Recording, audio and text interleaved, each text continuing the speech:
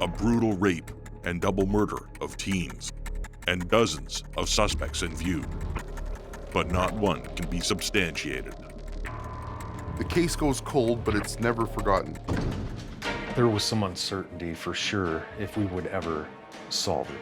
You should never let these cases go cold. If there's a chance to solve them, you need to tell the story. One piece of evidence is perfectly preserved. And it would take decades for that evidence to be used. But there's a new crop of detectives coming up with new ideas. And over 60 years later, the technology finally catches up. A terrible mystery that was once hidden from view is now able to be seen. If not for one single sample of DNA, the murders of these two young people would almost certainly never have been solved. I don't want them to be forgotten. The unsolved ones, we have to stand up and approach these cases in a way outside the box. Let the world know, those out there that did commit a murder, there are people that are coming after you. There's just a lot of good people trying to do the right thing. Because it's something that you have to be passionate about. Solve this, bring some peace to the family at least. Just doing my job.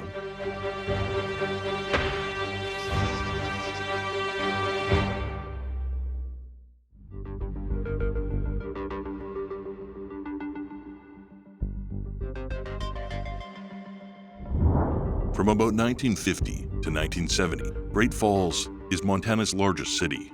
And the Sun River, one of Montana's more picturesque areas, is a tributary of the Missouri River, 18 miles west of Great Falls.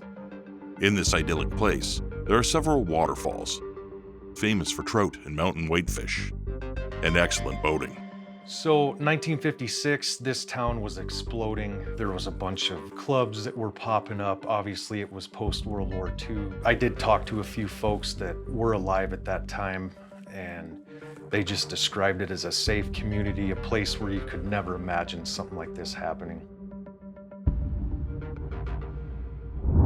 The new year has just begun. Three boys strike out for a morning hike near Wadsworth Park, along the Sun River, northwest of Great Falls. They hike down a little used road just west of the city limits and onto a dirt trail. It's best described as a lover's lane type area where teenagers would go at night. They would cruise that area and kind of a hangout of sorts.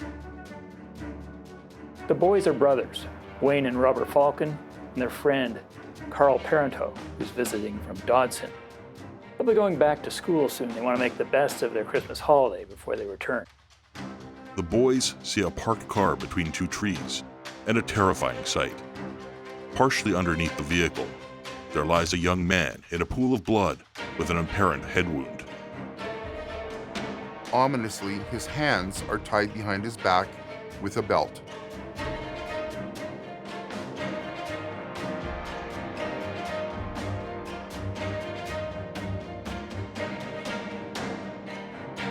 The boys run to the nearest phone and call police to the Vineyard Road location near what is known as Hill 57. The police call for an ambulance. They find the victim's wallet and identification with him. The ambulance arrives quickly, but it's far too late. The victim is dead and has been so for about 12 hours. The three boys that found the body while hiking are questioned and then sent on their way.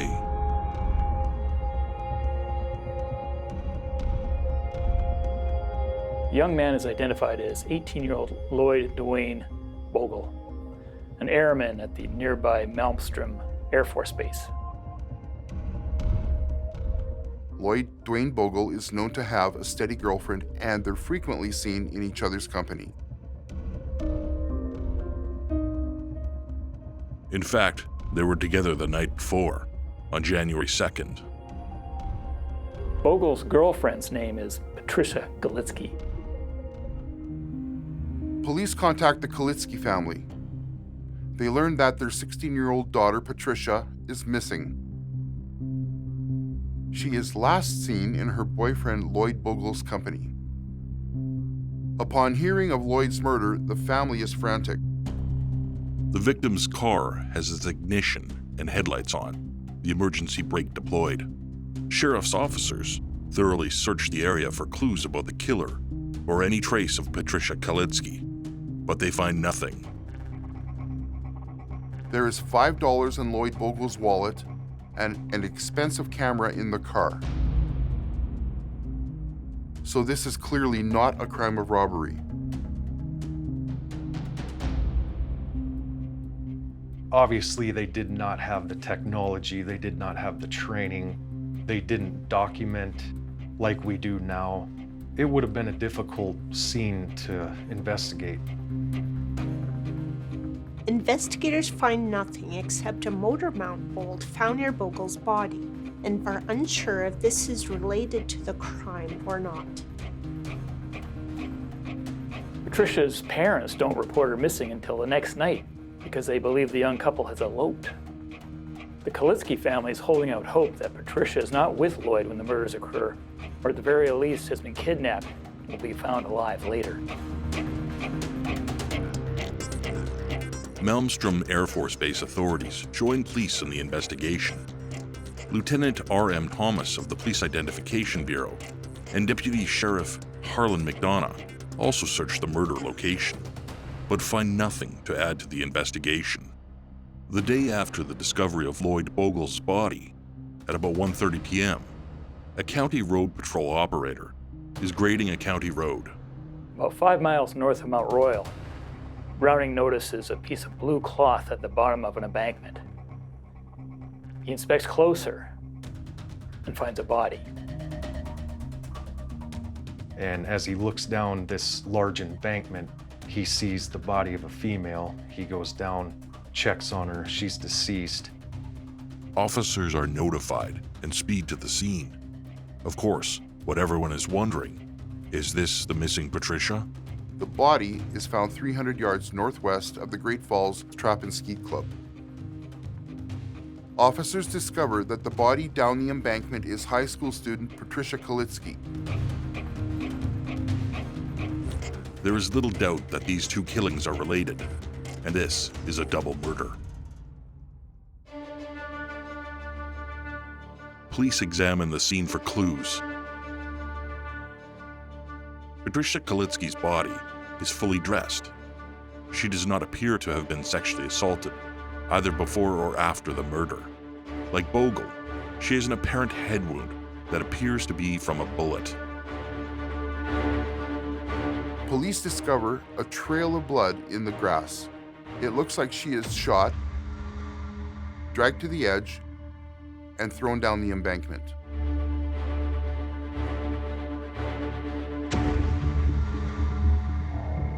As far as evidence recovered at that scene, they did not find a lot. It appeared to be more like a dump site.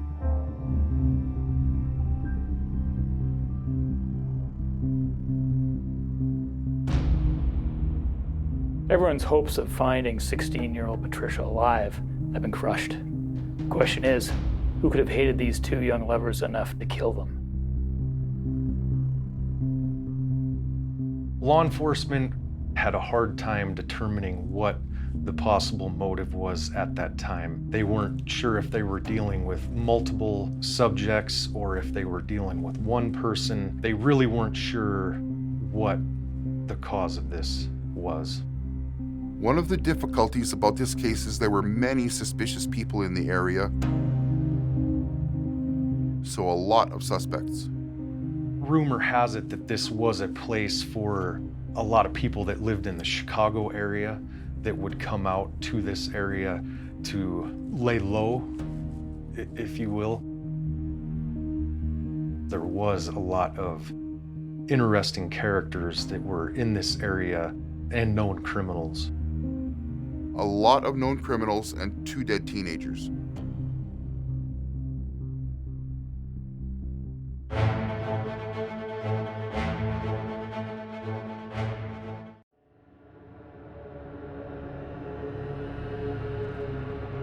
Hikers discover a brutally murdered body that police quickly identify as 18-year-old Lloyd Dwayne Bogle, and airmen decide to Malmstrom Air Force Base. police learn that Bogle is last seen with his girlfriend, Patricia Kalitsky, who is missing. There is brief hope that somehow Patricia has eluded the killer, but the next day, her body is found 7 miles away from where her boyfriend Lloyd is murdered. People were afraid. Obviously, they knew that there was a murder on the loose, and people weren't sure how to take it. People were leaving their doors unlocked. There wasn't a lot of crime, and now you have 2 teenagers that are murdered.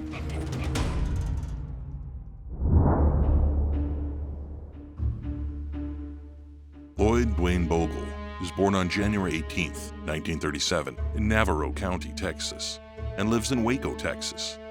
He has one brother, Jimmy Bogle. Bogle has been stationed at the Malmstrom Air Force Base in Montana since April 16, 1955, assigned to the 29th Fighter Interceptor Squadron.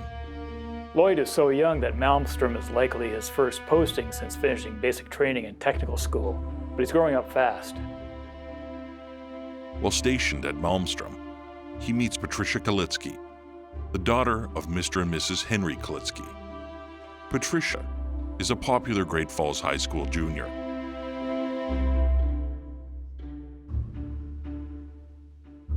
He's described as being smitten with Patricia. They seem well suited. They both like dancing and music.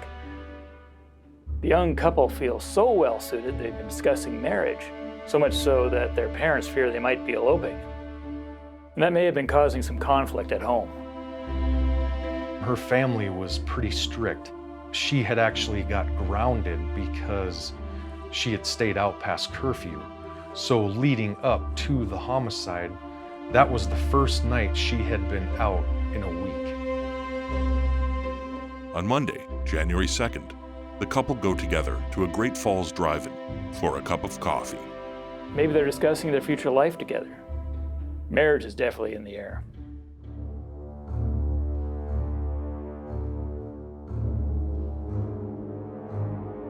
Later, it seems likely they drove to a local lover's lane, and that's where their killer came upon them.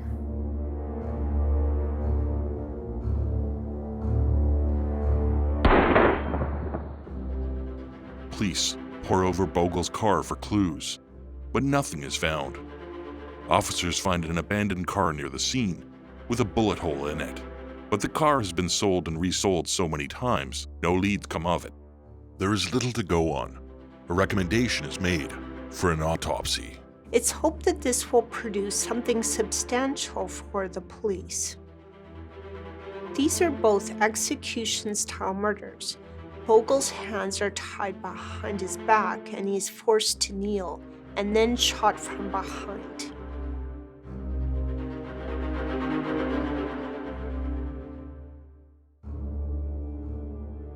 The coroner finds Bogle is shot in the head, probably between 10 p.m. and midnight on Monday, and he's left alive, but dies between 2 and 4 a.m. on Tuesday. The bullet enters near the back of the head. It is unknown if the second hole in Bogle's skull is caused by an exit or a piece of bone. The bullet is missing. There are indications that Patricia was shot about an hour after Lloyd and probably forced to watch the shooting of her boyfriend. From the scrapes to her body, it looks like Patricia tried to run through brush or jump from a car to escape. But, like Lloyd, Patricia is forced to kneel and is shot in the back of the head.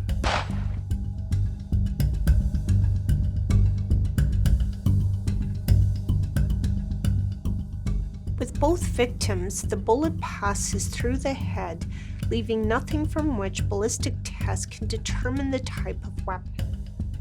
Measurements of the bullet holes indicate the gun to be about a .45 caliber size.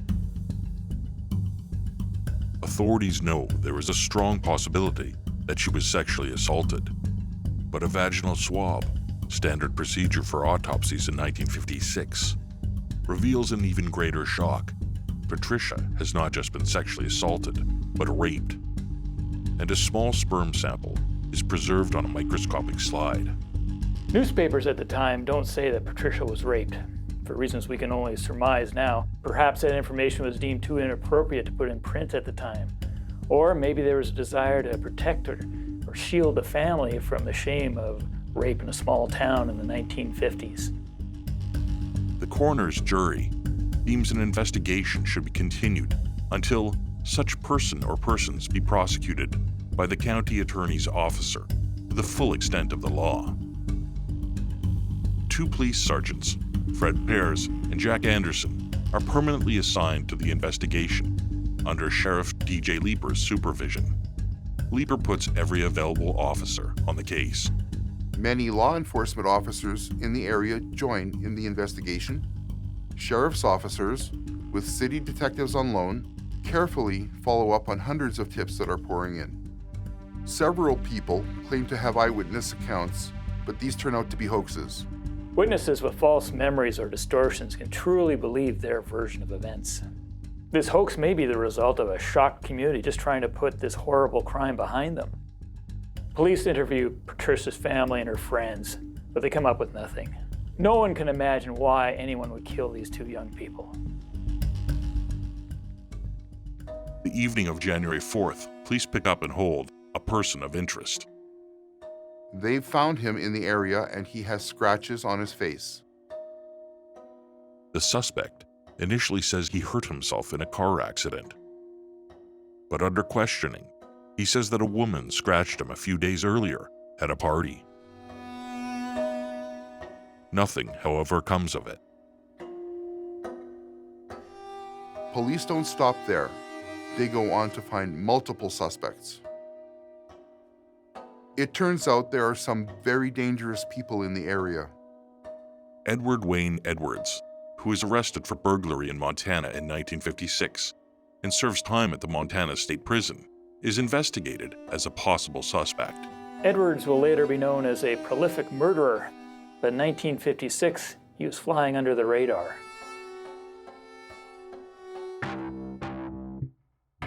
Air Force Base officials conduct their own investigation. They discover a man who argues with Lloyd just days before the murder. He is held at the Air Force Base. There's another possible suspect as police interview a mutual friend of the couple and remove blood-stained shoes and pants from this person's home for testing with the FBI. The victim's clothing is also sent for testing. The motor mount bolt found near Bogle's body is theorized to have come from the vehicle of a youth who dislikes Lloyd Bogle and is sent to the FBI for examination. A former Malmstrom Air Force Base airman, Floyd J. Robertson, 25, who is now in jail, is interviewed in connection with this crime. Unexpectedly, he admits to kidnapping 18-year-old Marjorie Schneider. He abducted Marjorie from the Lover's Lane, later shooting her in the head because he couldn't stand to see anyone else having fun. Robertson appears to be a strong candidate for the Kalitsky-Bogle murders. Notorious gangster James Whitey Bulger, who's charged with rape in Great Falls 5 years earlier, is also a suspect. Sheriff Leeper has some strong leads. He even looks at Patricia's family. He requests a lie detector test because he is convinced he will be interviewing for a confession. But the shocking response from the FBI forensic testing is not one single suspect can be substantiated. Not even Floyd J. Robertson, who is known as the Lover's Lane killer in another place and time, can be placed at this crime scene. A cash reward to find the killer of Patricia and Lloyd is over the $1,000 mark, a lot for the time. But try as the police may, their leads dwindle. A case that had so many promising suspects is now out of clues and out of leads. Although the officers are unwilling and unable to forget these victims, they have no other options. And it's incredible just how many years will pass. To put that much effort into something, and you can't help but become emotional attached at some point, that it can be frustrating and disappointing when a case does go cold.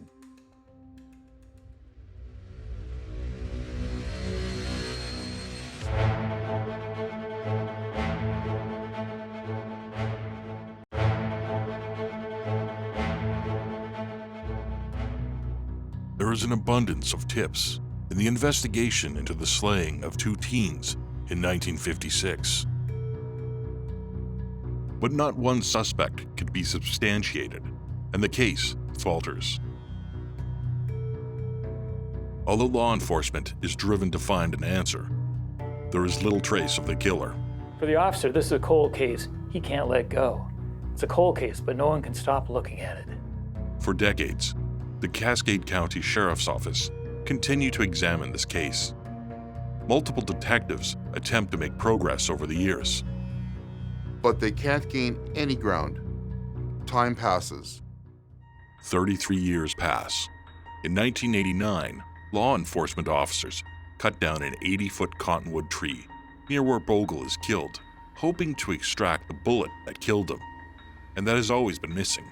They actually brought a clairvoyant type in at the time, had her actually hold Patty Klitsky's petticoat. It's kind of a blue, longer coat, which we obviously wouldn't have somebody holding evidence in today's age, but she actually described the answer to be in the tree. So officers look to the tree for the answer. With the bullet, authorities can determine the caliber of the murder weapon. There is a possibility it can be matched with the weapon seized sometime over the last 33 years. And then everything opens up. This case is 3 decades old, but the Cascade County Sheriff is still thinking of ways to solve it. Once we hit the 33-year mark on the tree, we should see an entry if the bullet went into the tree. A hole, a tunnel. Gamma ray testing in the cottonwood tree surprisingly yields 5 bullets. They are sent to the FBI for testing, but they come up with no matches for the bullets. Another dead end. Time passes again. In 2001, now 42 years since the rape and double murder, another officer takes an action. DNA technology is slowly changing, and Detective Phil Madison sends the vaginal swab to the Montana State Crime Lab. Lab technicians find a single sperm cell and determine that it does not belong to Bogle. They were able to develop a DNA profile from that, which was ultimately entered into CODIS, and there were never any hits on that DNA. But they can't gain any ground. Time passes. Forward 56 years from the crime, Detective Sergeant John Cadner is assigned to the Klitsky-Bogle rape and murder case in 2012. This is his very first cold case. A cold case officer has to have certain qualities. You have to have somebody that is relentless in trying to turn over every stone. You have to look at every possibility, you have to look at every document, determine a possible motive, to develop those leads. One of the first things, my lieutenant comes in at the time and he says, I want you to start reviewing this case and we're gonna solve it someday. So that started my process of looking through these numerous boxes of old documents and reports, and I quickly realized the best course of action was to digitize everything. So that began a months-long process of scanning all those documents into a digital format. In fact, it took 6 months to digitize everything. Though Cadner is given other cases, he keeps looking at the Klitsky-Bogle case. He believes DNA is the way in. My first impression was that the only way we're going to ever solve this is through the use of DNA. The mindset of the file was that over the years it has been gone through hundreds of times and we still don't have a viable suspect. But this story is far from over. It is 2019 when Cadner observes the progress of another cold case. You see the use of genetic genealogy in the Golden State killer investigation, which really got the ball rolling again. Just as Cadner had anticipated, it's DNA that is able to unlock Joseph James D'Angelo Jr., the Golden State Killer, known by many other names, such as the original Night Stalker, is one of California's most notorious serial killer rapists. He is a former police officer, dangerous, and widely known for stalking and taunting both victims and law enforcement. He's been able to get away with at least 50 rapes, 13 murders, and 120 burglaries. But his trail goes cold over 3 decades. But advances in technology eventually turn the tide against him. In a radical move, investigators upload the killer's DNA profile to a public genealogy site. And locate a 4th cousin of the killer. From there, they create a family tree and narrow down their search to find D'Angelo.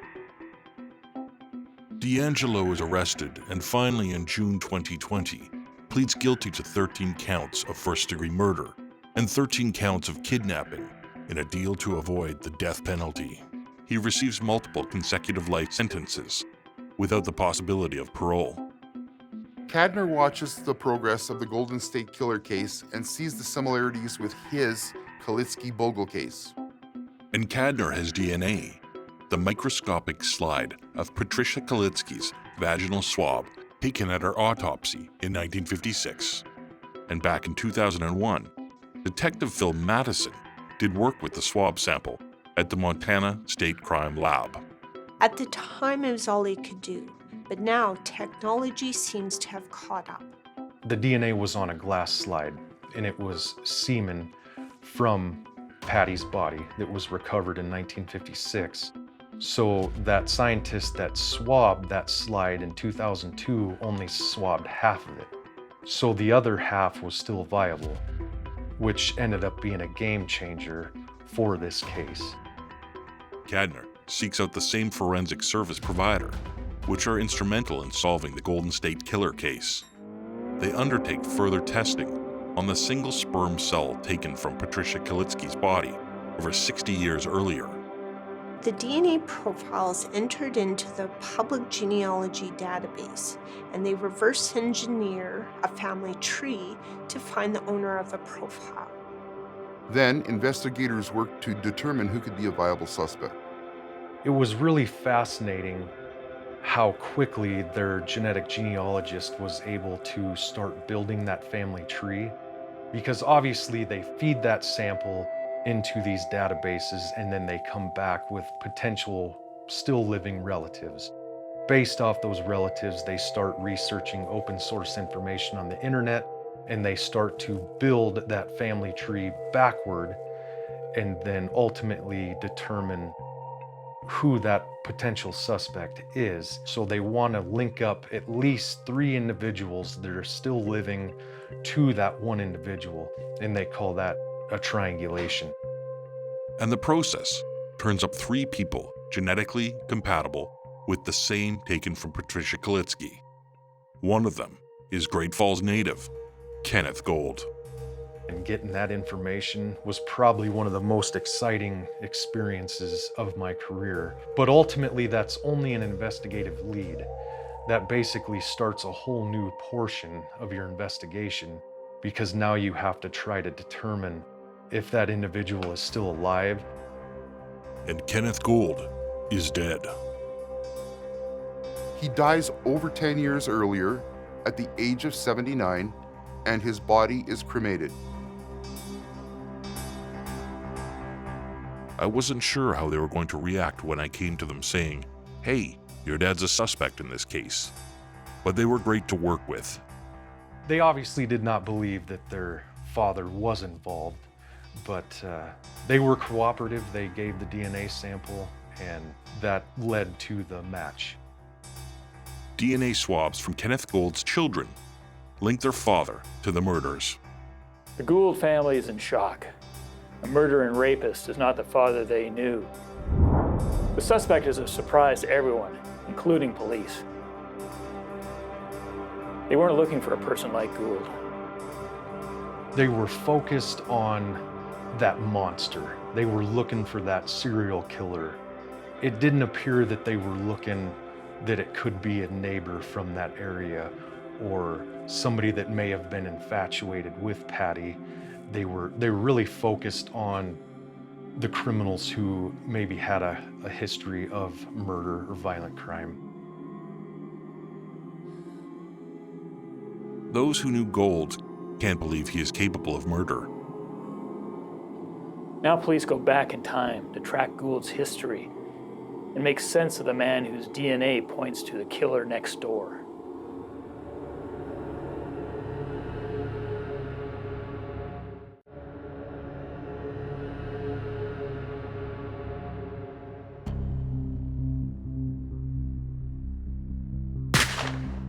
The 1956 rape and double murder case goes cold, but even though 60 years pass, officers revisit the file time and time again.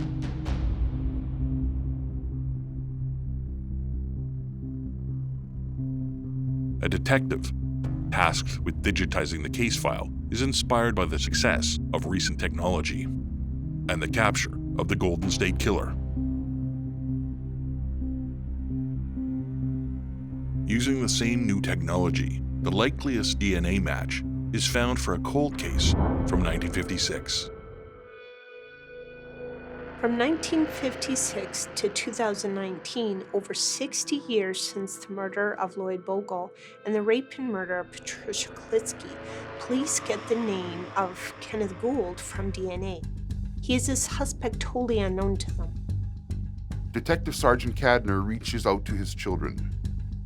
They're surprised that their DNA backs up their father's likely connection to the crime. Because Gould is dead, authorities can only refer to him as the most likely suspect in this case. This is as good as we're ever going to get in a case like this. Detective Sergeant Cadner says that the Gould's family does not dispute any of the facts. One of the daughters states, "Sometimes you just don't know everybody's secrets."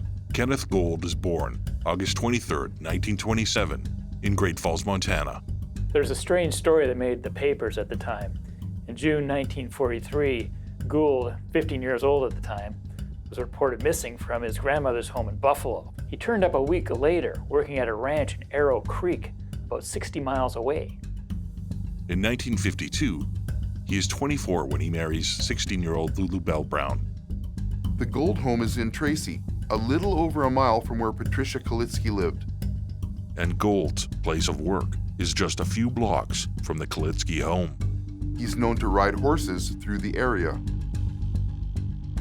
It's likely Gould, Patricia, and maybe even Lloyd have crossed paths before.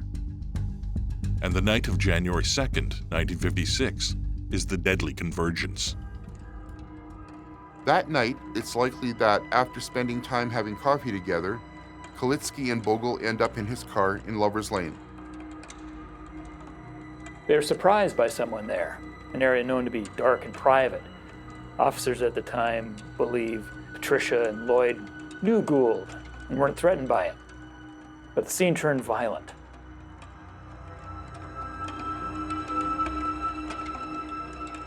Bogle is told to remove his belt. His arms are restrained behind his back.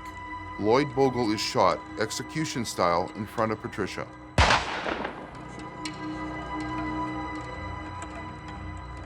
She makes an attempt at escape, but is unsuccessful. Her attacker drives her 7 miles away.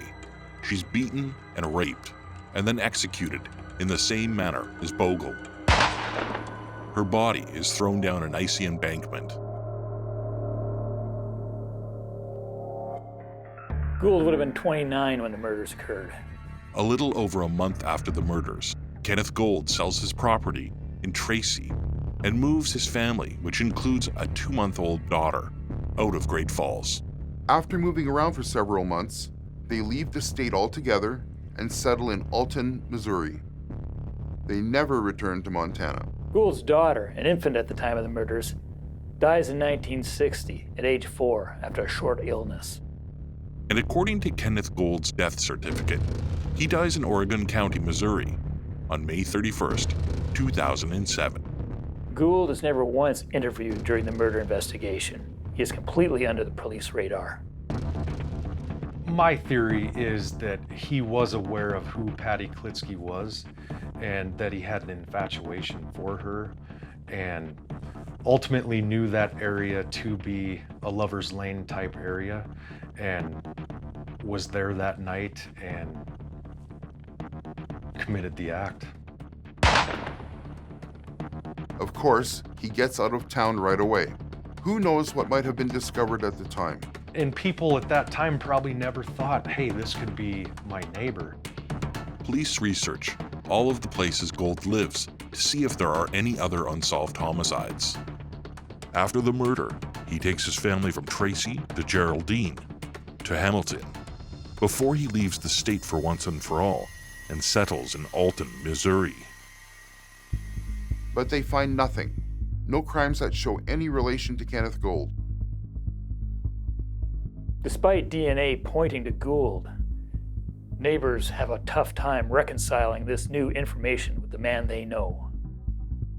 Kenneth Gold is known as a man who didn't drink or swear, didn't make trouble, was easygoing and soft-spoken. He was considered to be a good neighbor. But historically, we have friendly neighbors, people who appear normal on the outside who later stun and shock neighbors with revelations that come out. But this isn't unusual. Neighbors are always shocked to learn that somebody who lives next door to them, somebody they've known for years, can be guilty of something so awful. Fugitives will always try to keep a low profile and draw no attention to themselves. They live their lives like they have nothing to hide, when they have everything to hide, which makes it very difficult to find them. He was living within a mile of Patty Klitsky. So you could start to put together that maybe this guy did know Patty. She had a paper route in that area, so she would be around in that neighborhood every morning. And we also learned that a few blocks away from Patty's house is where this man kept his horses. And we also would learn that at that time, people would ride their horses along the Sun River, which he would have been very familiar with. The detectives who take the case to its conclusion are not alive when the crime occurs. They contact the remaining family members to give them the answers they never expected to hear.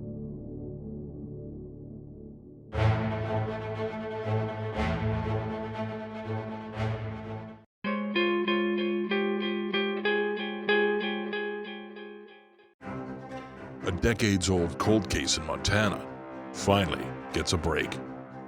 We have a rape and double murder case that went cold, but would not be buried.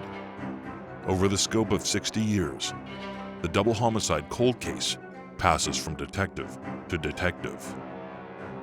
But there's a new crop of detectives coming up with new ideas.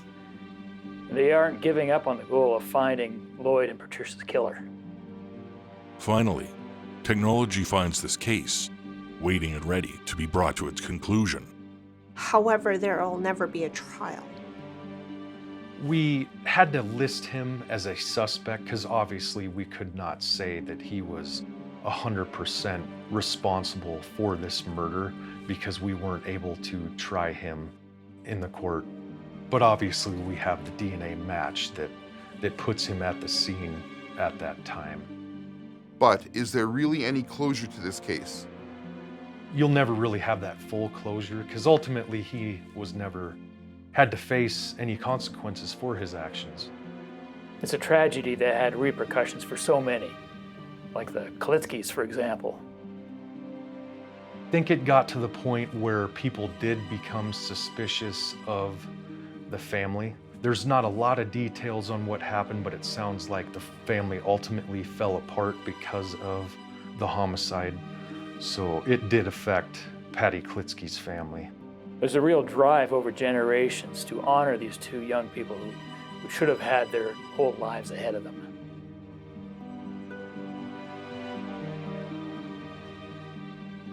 When a homicide investigation goes cold, the families of the victims may feel that their loved ones have been forgotten. Most of Patricia and Lloyd's family members are no longer living. But those family members that Cadner can contact are glad to have answers, as painful as they might be. Cadner speaks to Lloyd's remaining family, who are still haunted by his murder all these years later. All the detectives who worked on this case over the years shared the feeling of not being able to let go. And a lot of those investigators have passed on without knowing what happened. A determination to see the case through started in 1956 and would continue from detective to detective.